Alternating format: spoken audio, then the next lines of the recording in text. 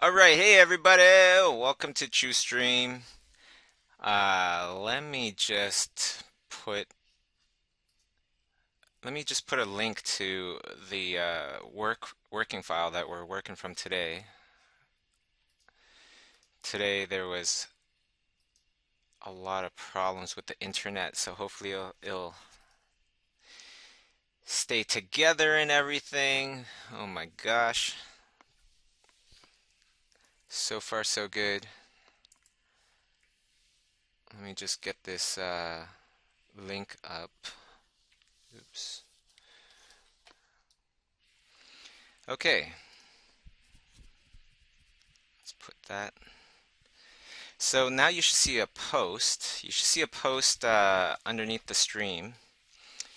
And let's get started, okay? Okay, so hey everybody, welcome to Chew Stream. This is going to be fun. This is going to be somewhat of a familiar exercise to everybody, okay? So um, this is how it's going to work. You're going to download the file that you see just below the stream today, or if you're watching this on YouTube later on, then you can see the link and you can click on that file right now um, for YouTube, okay?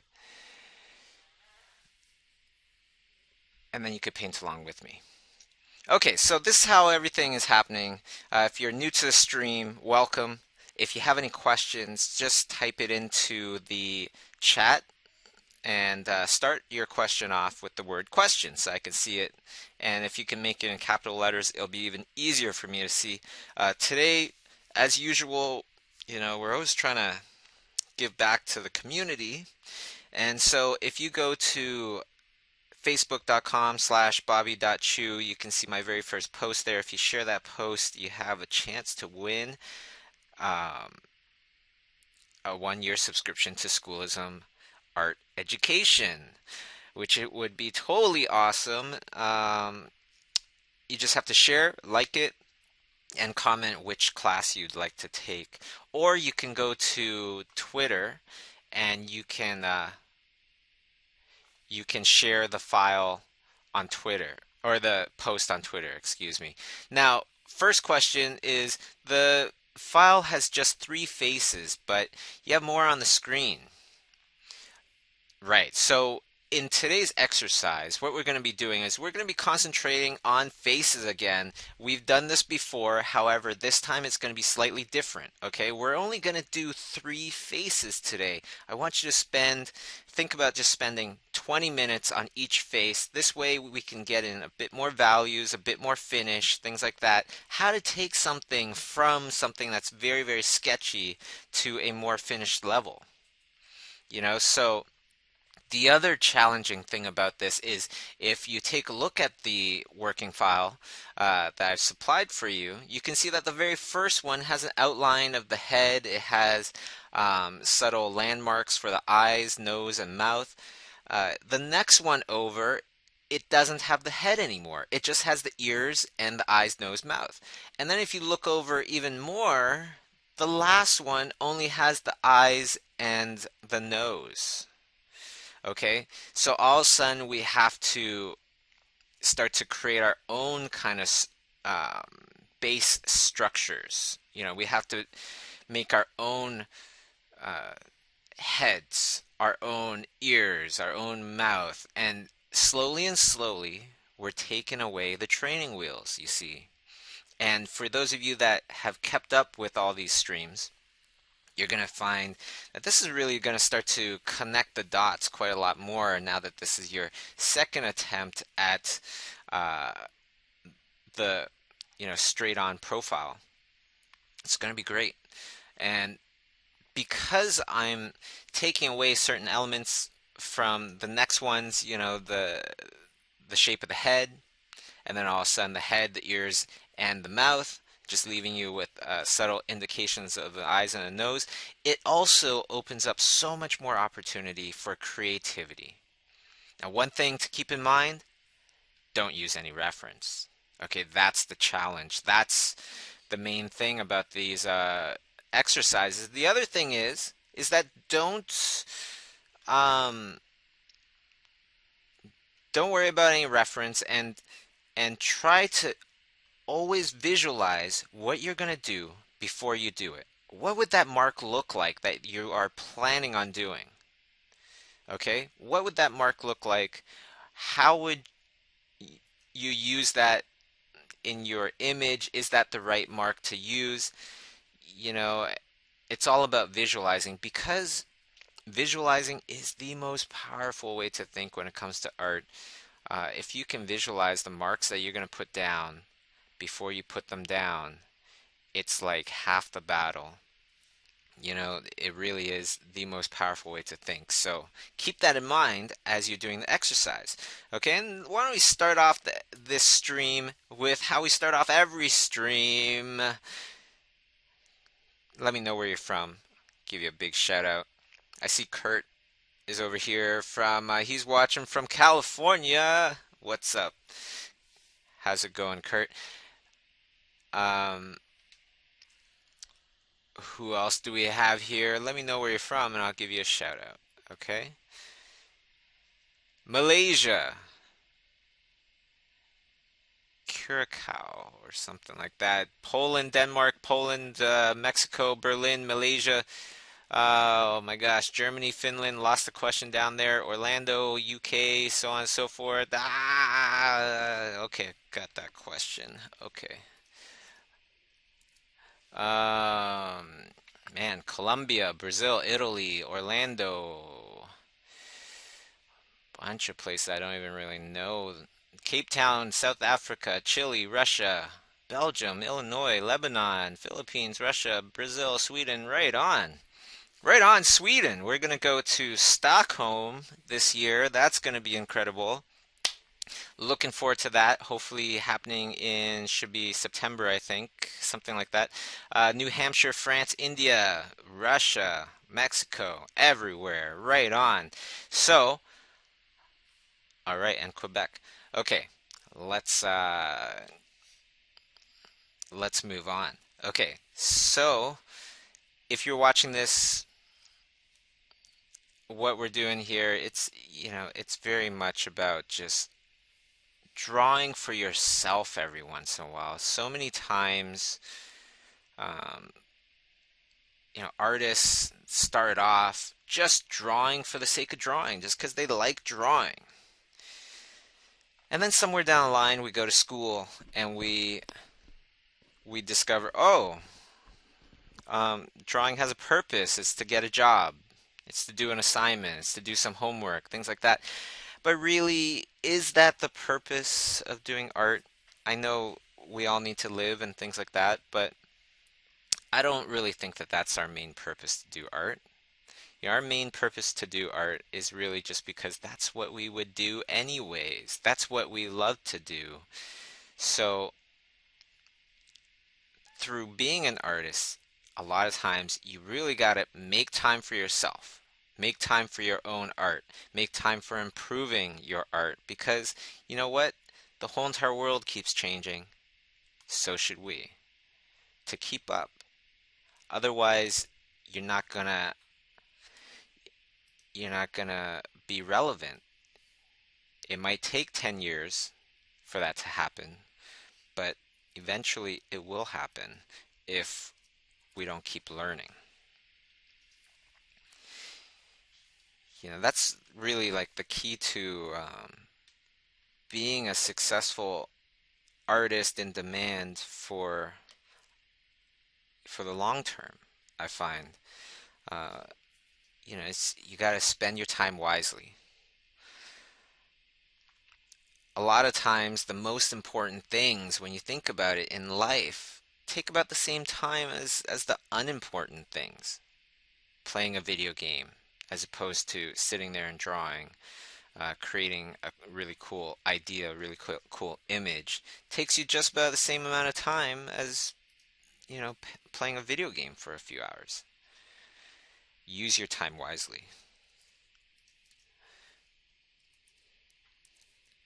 Okay. Somebody's also asking, they're new here. So my question is, what is the concept? So what's the concept of this stream? Number one, it's to bring together artists around the world to draw together.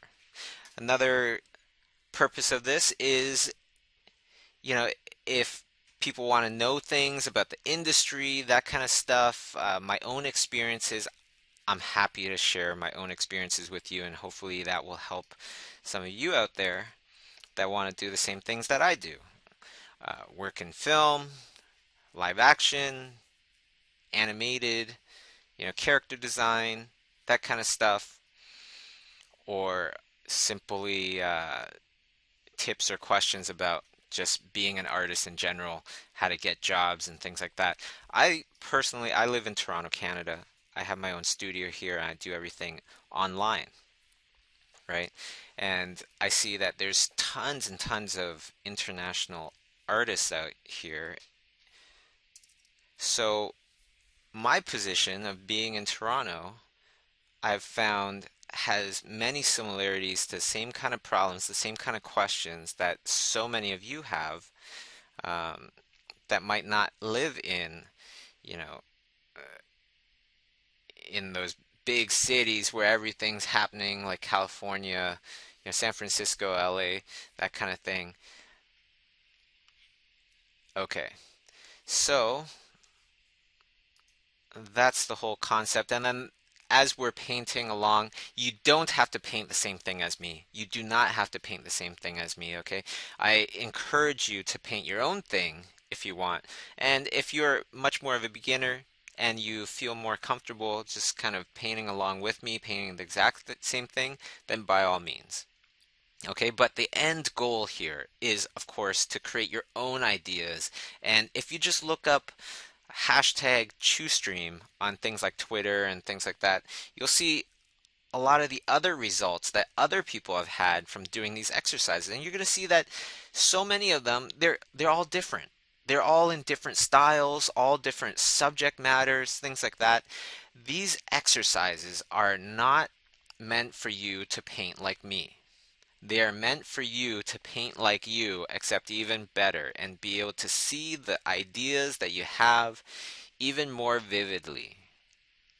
That's the point of these exercises here, okay? So let's go to the next question here. And the next question goes, how would you recommend someone practice fundamentals such as figure drawing and get feedback and advice on our work when they don't have access to in-person formal classes? Um, well, if you don't have, let's see, if you don't have access to in-person formal classes, um, and you're able to, I would definitely suggest gesture drawing with uh, Luis Gonzalez or Alex Wu on Schoolism. They teach gesture drawing for the people at Pixar. You can't get much higher than that.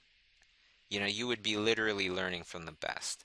If you can't afford that, then what I would do is I would suggest our Schoolism Kickstarter. The Kickstarter, it goes on until May 20th, so you only have 20 something days left. And the best value pledge that you can pledge there is to get any Schoolism class for $10 a month if you pledge for a year or 2 years.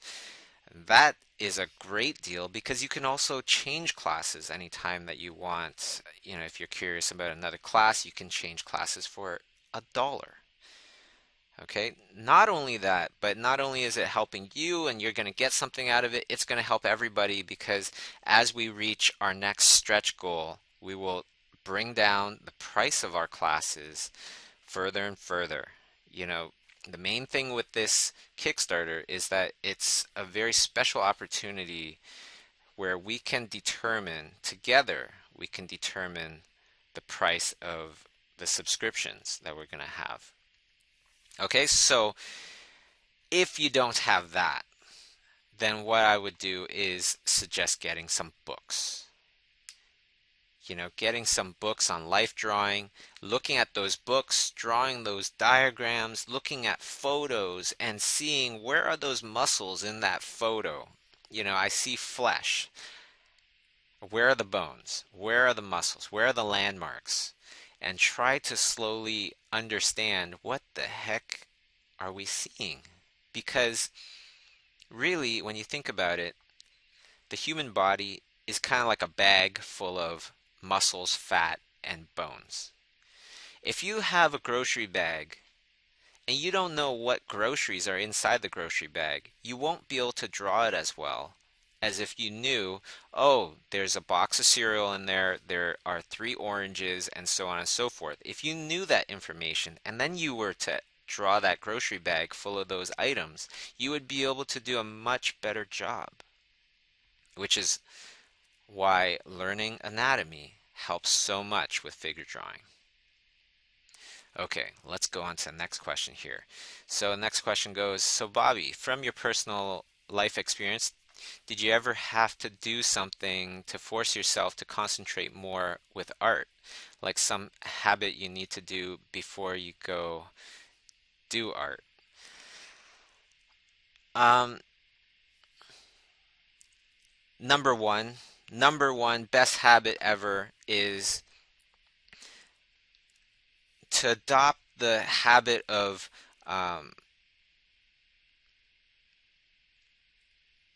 doing more than you're paid for. Always do more than you're paid for because it'll come back to you in one way or another. Let's kind of put it like this, right? So you could not get paid for anything right now because you don't have any jobs right now. Do more than you're paid for. So in other words, do something like you're already working on stuff. You want to work in children's books? Make a children's book. You still can't get a job? Make another children's book. Eventually, when you get noticed, people are going to be like, wow, this person already made a whole bunch of children's books. Yeah, for sure, I want this person to make my children's book.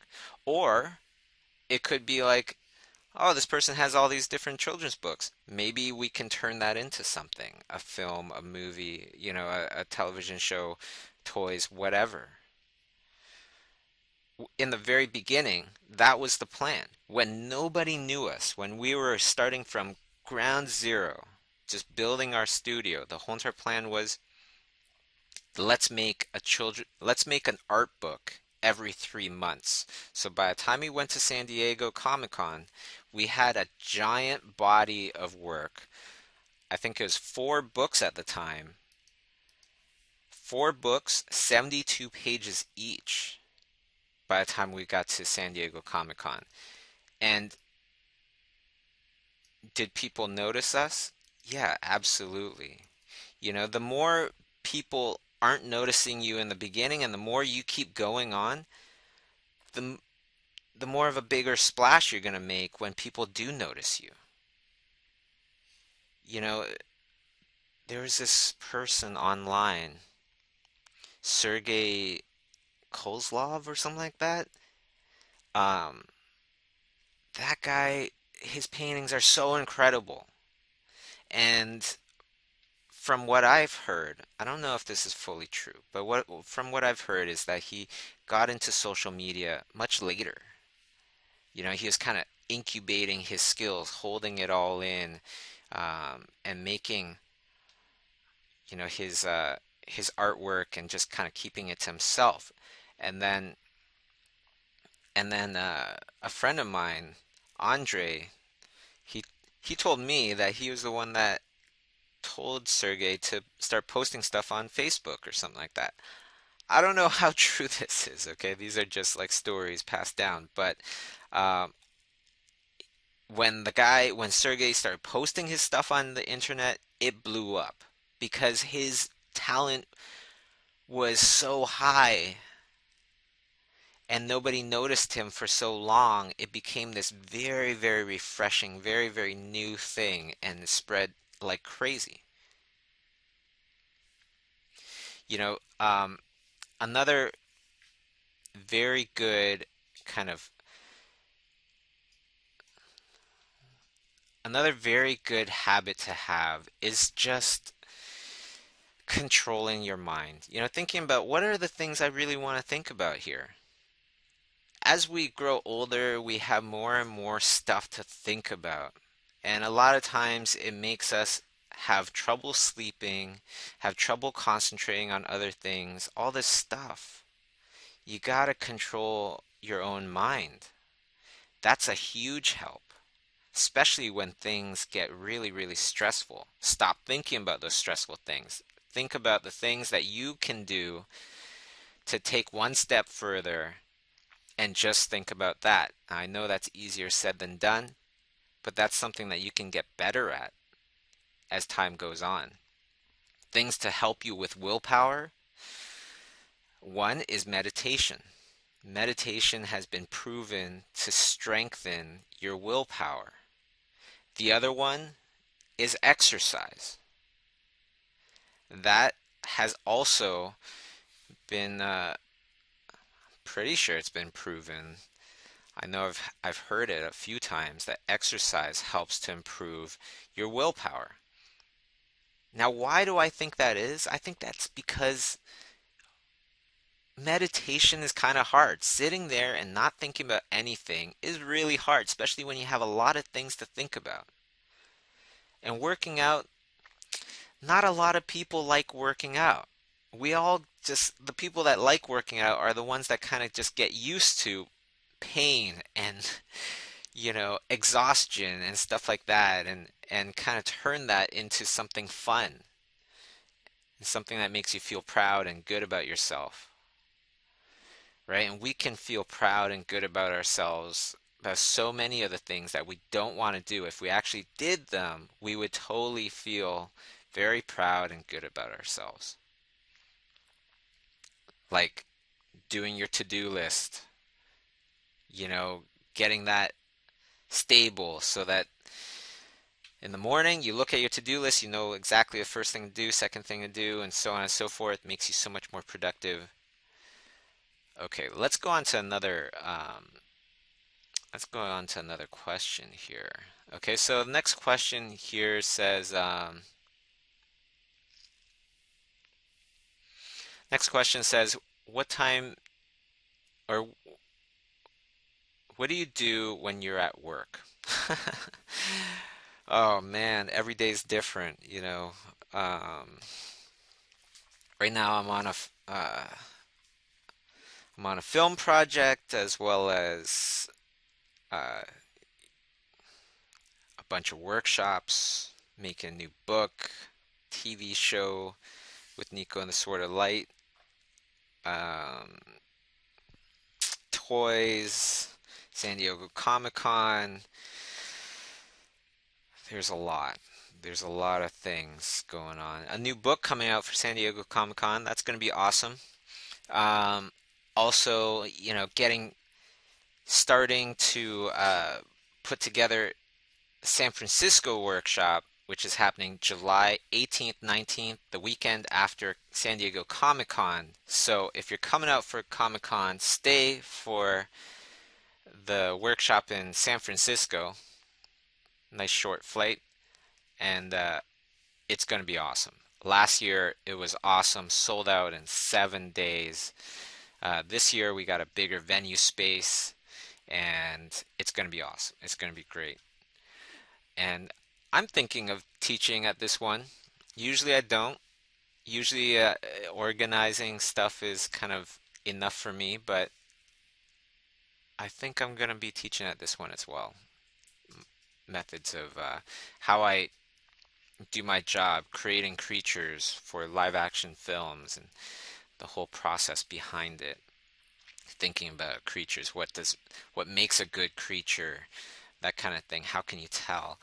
Okay, so let's go on to another question here, which is in the beginning, is it important to have an art direction goal? For example, illustration, or is it best to just focus learning fundamentals, worry about direction later?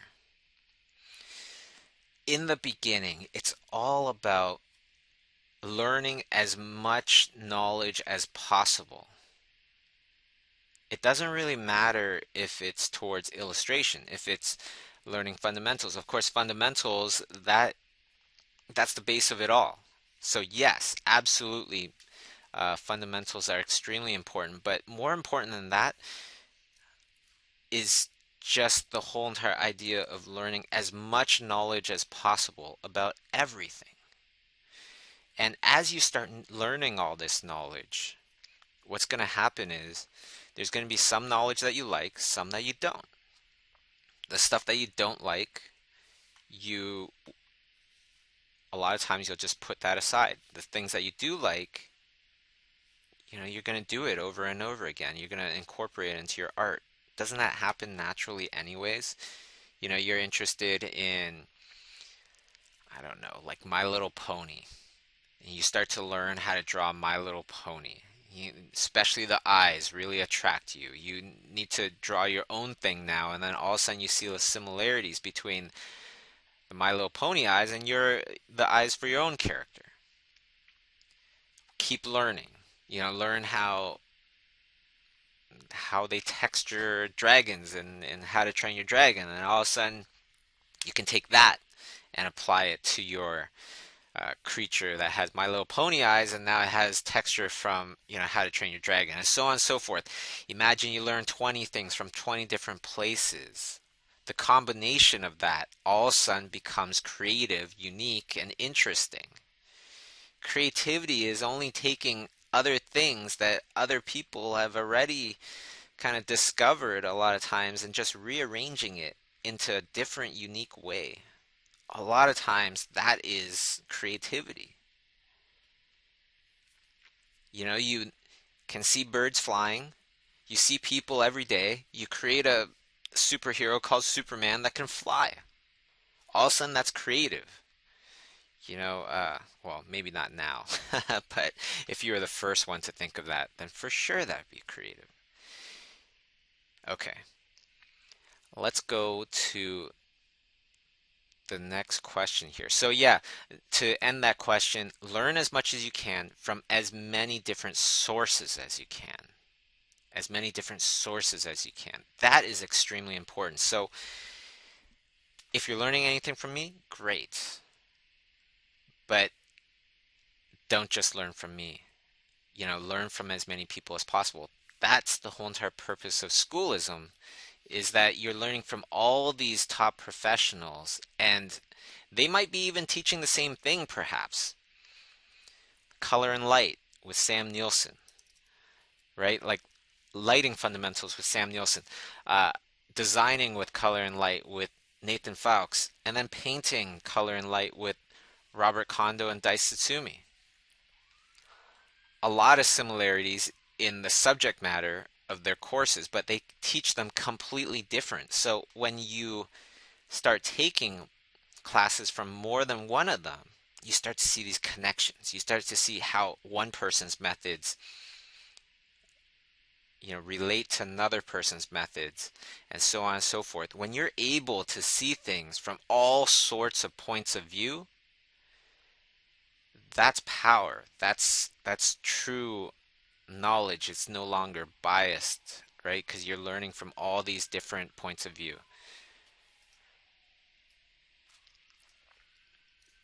And then through that, you're going to see similarities and so on and so forth, and that's going to help you come up with your own point of view.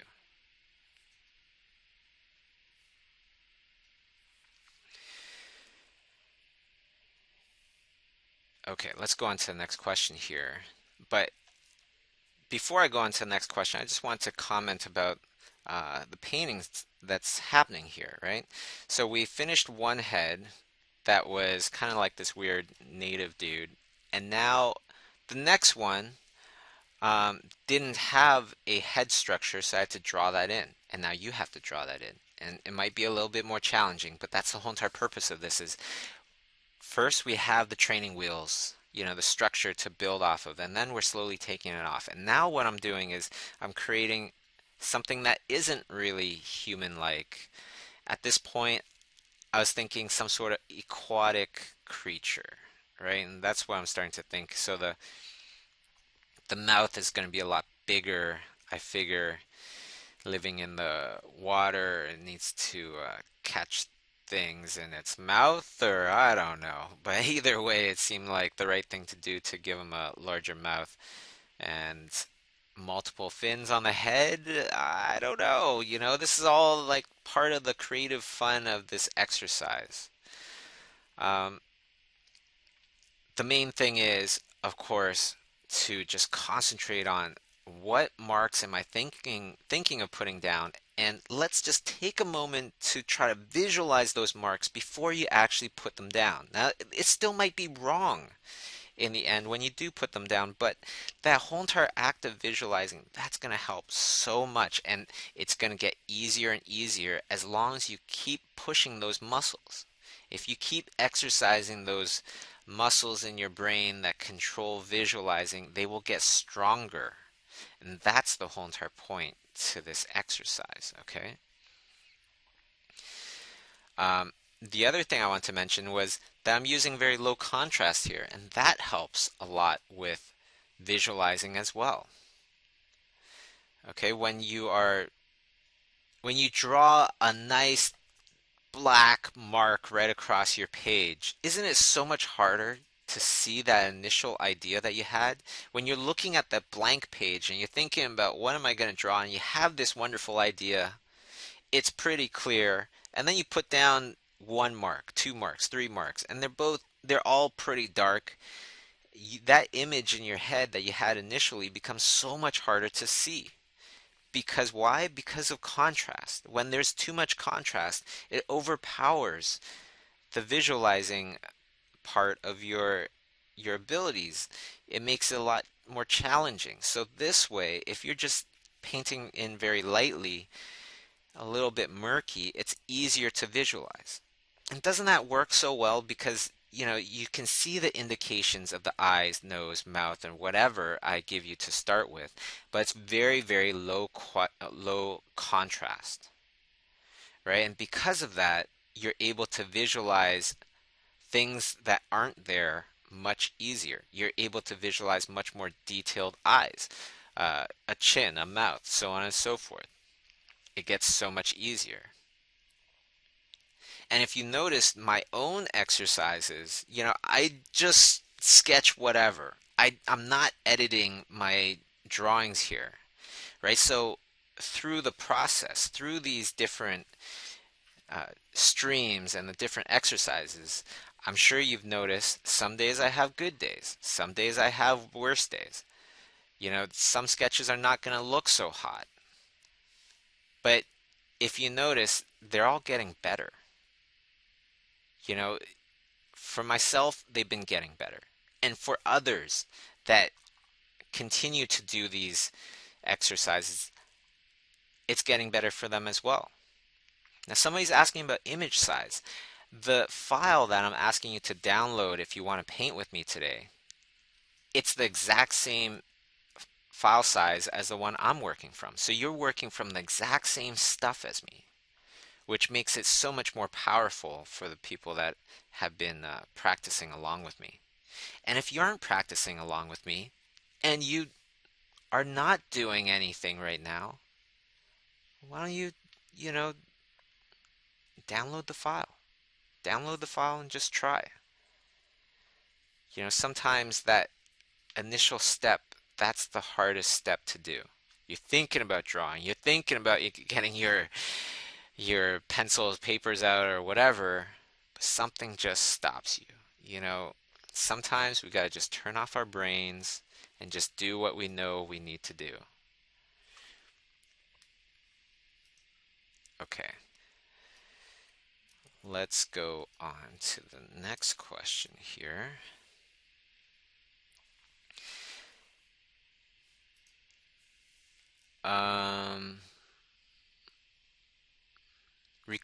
Okay, the next question goes regarding working remotely. What are good practices to build trust with clients you've never met face to face? What would be one advice you gave to make the best out of working remotely? Promise less, do more. That's a great one. If you think that you're gonna finish on Wednesday, tell them, is it okay if if you finish by Thursday? And then if you can finish on Wednesday, then you can totally just hand it in and just go, you know, I actually put in some extra time or whatever, and I finished it early. I figured I'd give you guys a look, see if there's any feedback. Um, it's kind of like what I was saying before, where I was just saying,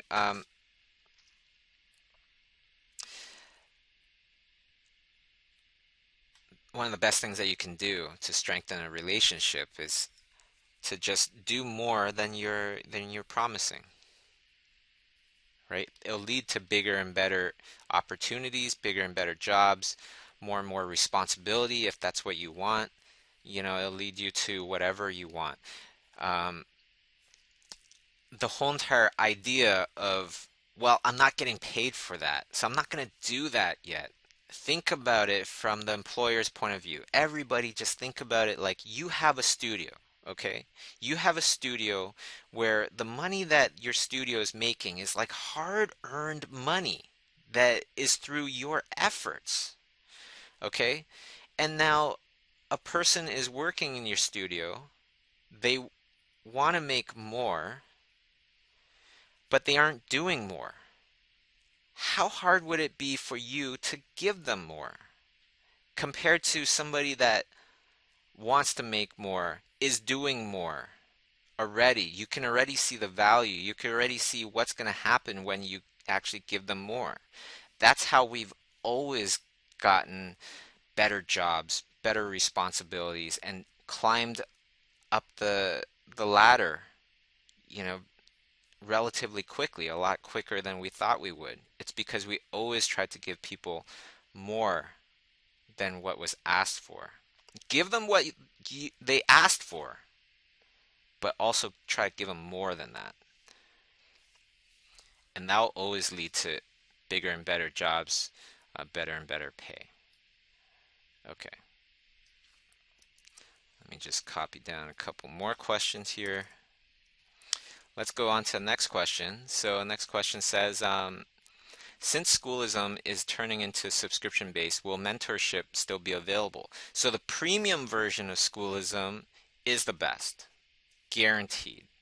Why? Because when you hand in an assignment, your instructor, your teacher, will be painting on top of your painting, drawing on top of your drawings, talking to you about exactly what it is needs to change or whatever. They are gearing their teaching towards your specific skill level, your specific uh, pluses and minuses to help you get over barriers, over hurdles in a way shorter period of time. Okay, so let's go on to the next question here. Wow, lots of questions coming in. Really good questions too. Um, so question, from the start of Schoolism till now, is it all that you envisioned, or do you do you have bigger plans beyond the Kickstarter? Also, how far are you from buying your island for artists? A long time ago, that was my goal, to live on an island and call it Art Island and just invite artists to stay on the island, and we would paint and draw, and not just visual artists but musicians and cooks and all sorts of stuff, and just making art. Then I found out from a buddy of mine that actually has an island and says there's all sorts of problems with islands. Getting electricity onto that island is super tough. Animals that you're not allowed to, get rid of can also be problems, like wolves or, walruses or whatever. And I can totally see that, and I just never thought about that, you know? Living on an island with a bunch of wolves doesn't sound like the most fun thing in the world. So now I don't really think of that goal. My goals have changed. It's more like I want to live in an area where I feel safe, safe to create, safe to, explore and learn and that kind of thing. That's really what I wanted the island for. So that is still my goal, and we've actually, oh, what am I saying? We've actually kind of accomplished this goal because there's a house that we have that we call the Imaginism house. And it's just outside of Montreal, Canada. It's in a little town called Saint Julien, and it's a giant 6,000 square foot house with a lake in the back. So we did kind of, create this island where Thierry Lafontaine, he lives there and he is your mentor. This guy is amazing at teaching. He's a wonderful artist. As well, he worked on Men in Black 3 with me. Um, Really, really great guy. And you would actually be living with your mentor. You would actually be living with Thierry Lafontaine, as well as three other artists. Generally, they're always international, coming from wherever, South Africa, uh, you know, Israel, Brazil, it doesn't matter. Okay?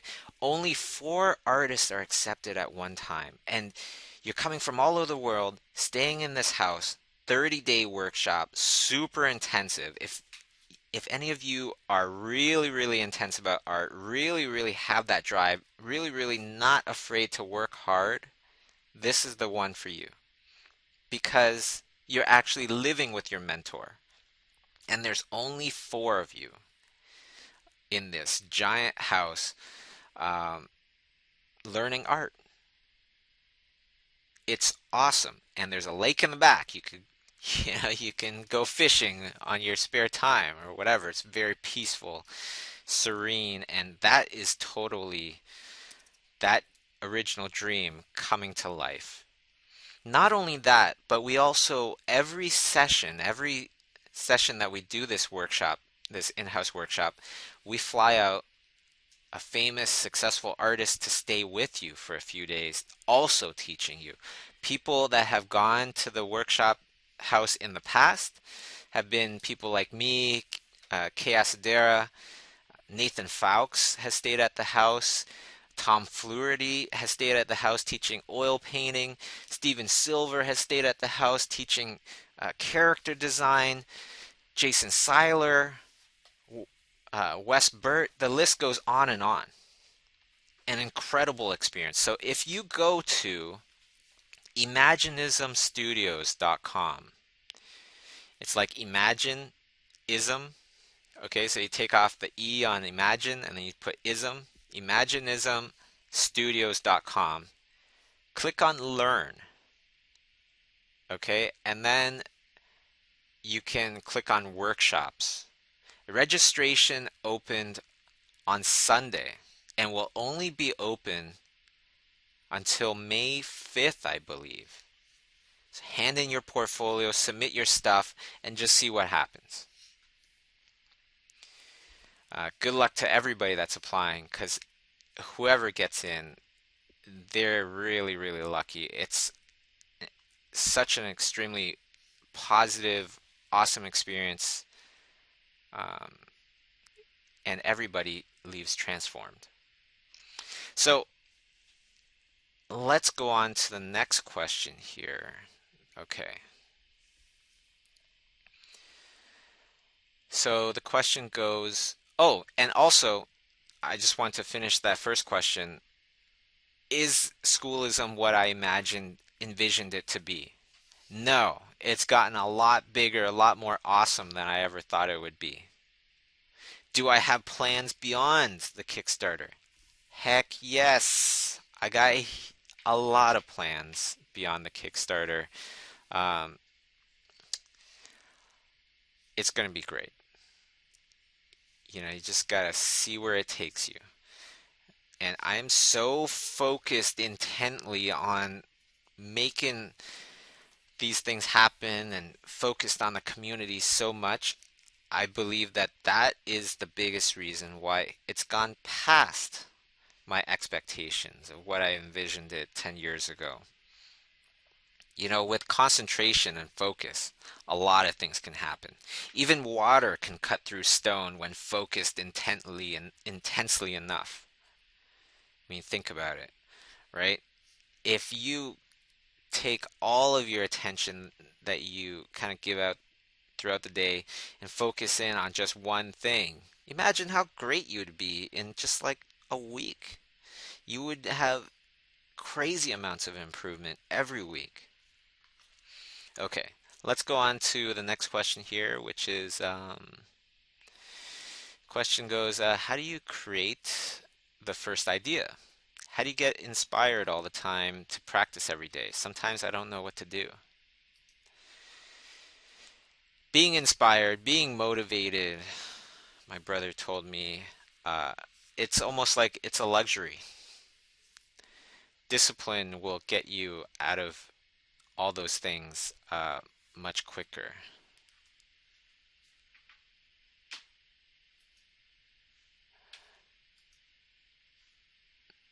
Hmm. Let's go on to the next question here, which is,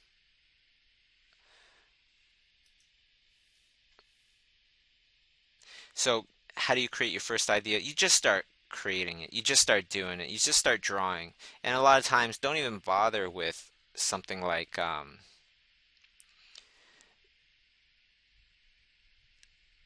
geez, this broadcast ended.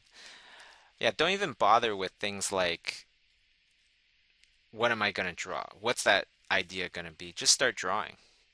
A lot of times, you don't want to watch the first, or you don't want to do the first idea, but instead you want to just keep drawing and expect that within an hour you're going to have a good idea out of 20 or so, uh,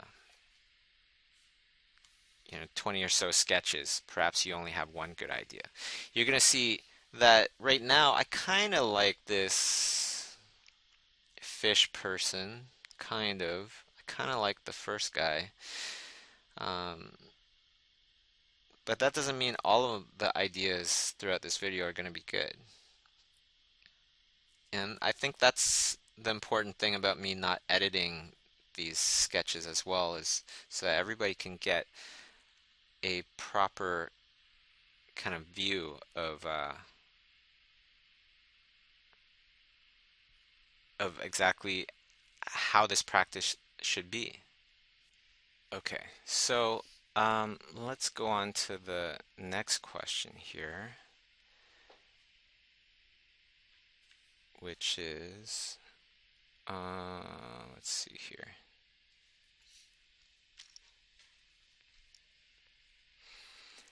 The next question goes, can you tell us more about the process, uh, about work process in Imaginism Studios? How was it, or how it was created, how collaborations with other studios working? Tell more about online schooling. Um, okay, so the work process in Imaginism Studios. So, studios will call us, directors or producers that are working on certain projects will call us and ask us if we're available. If we're available, a lot of times what they'll do is they'll have a Skype meeting or a phone call orientation to tell us about their project. And then from there, we get a script usually. We'll read the script, and what you want to do is you want to read the script, take down every character in that script if you're a character designer, or if you're an environmentalist, then maybe you're taking down notes about every location. So you write down all the characters, and then you write down the page numbers that they're on, where it describes.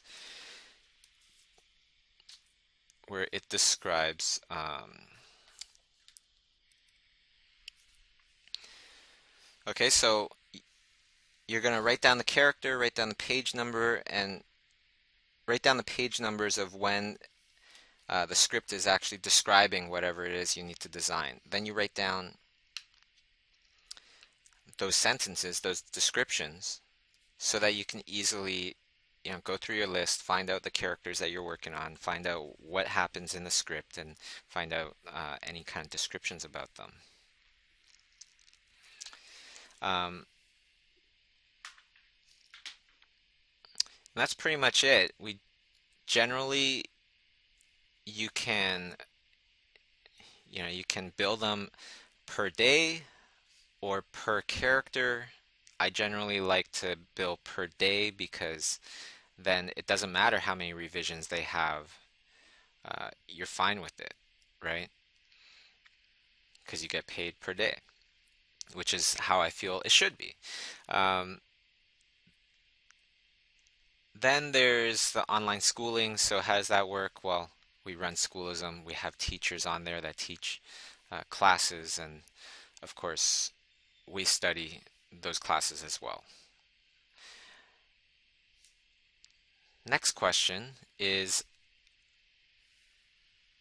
okay. Next question is, I recently paid for the studio package for beginners. Which 5 classes should I pick? That one's tough. If it's for beginners, what I would do is I would go with Andrew Howe, his class, digital painting for beginners. Um, I would pick I would pick Fundamentals of Lighting with Sam Nielsen. I would also pick perhaps my class, Digital Painting Techniques. Um, Another great one is Fundamentals of Character Design. If you're interested in character design, Steven Silver teaches a wonderful course about that. And The Art of Character with Jason Seiler. Even if you don't want to do characters, if you're interested in just characters in general, uh, Jason Seiler's course is incredible in terms of the improvement that everybody has by the time they're done with the course. Let's go on to the next question here. So the question goes, what kind of toys are you making? We're going to be making some awesome stuffed toys, which is going to be great. Hope to have them for San Diego Comic-Con. It's actually the main one is going to be a stuffed toy from my painting Carrot Run, and it's the little fuzzy guys that chase this big dragon, big fat dragon. And the little fuzzy guys, one is dressed up as a carrot. So it's called Carrot Run because the dragon is a vegetarian, is chasing the carrot, but the little guys, they're all carnivores and they're trying to capture this dragon. Um, the toy is looking really cool. Okay, so the next question goes, what do you think is the correct relationship between work on the design and promotion for a professional artist? Not really sure what that means. So, the correct relationship between working on the design and promotion. So, doing concept art and actually showing the concept art. I think generally the best way to do it, of course, is to ask the studio and get the okay from them, but they can be very, very nervous about everything, which will make it very hard to get approval. The other thing I would say is when the movie comes out, generally it's been pretty much okay for anybody to post their stuff after the movie comes out. Um, Next question here is what is the correct relationship between drawing? Oh, that's the same one. Okay, so next question after that is for payment of the classes, is it going to be with PayPal only? because my country, Lebanon, doesn't support that. If you want to do a wire transfer, I'm not sure what the options are, but definitely email info at schoolism.com. Okay, and you can find out your answers there.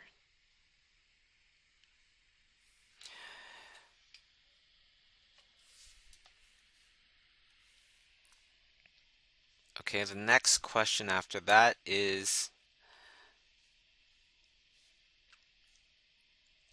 I'd like to know how are you in the beginning? Did you have some conflict about what you want to do as an artist and what you had to produce for studio?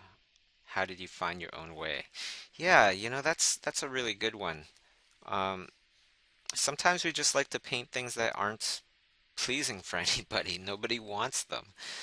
So you kind of have to find your middle ground there, being true to yourself about the things that you want to do, and also how can you make it into something that people will actually want. For me, I like to draw creatures, but do people like to put creatures on their walls? Do people like to buy creature kind of stuff? I found that after I found my middle ground, which was very much putting in stories behind the creatures that I create, situations, it has much more of an emotional connection with everybody else. A lot of times my creatures are kind of inspired by certain situations that I have in my own life, perhaps, or situations that I see in real life. For example, people trying to make friends. So I have this print that's called Making Friends, just about how kind of nervous and shy and people might be trying to make friends with each other.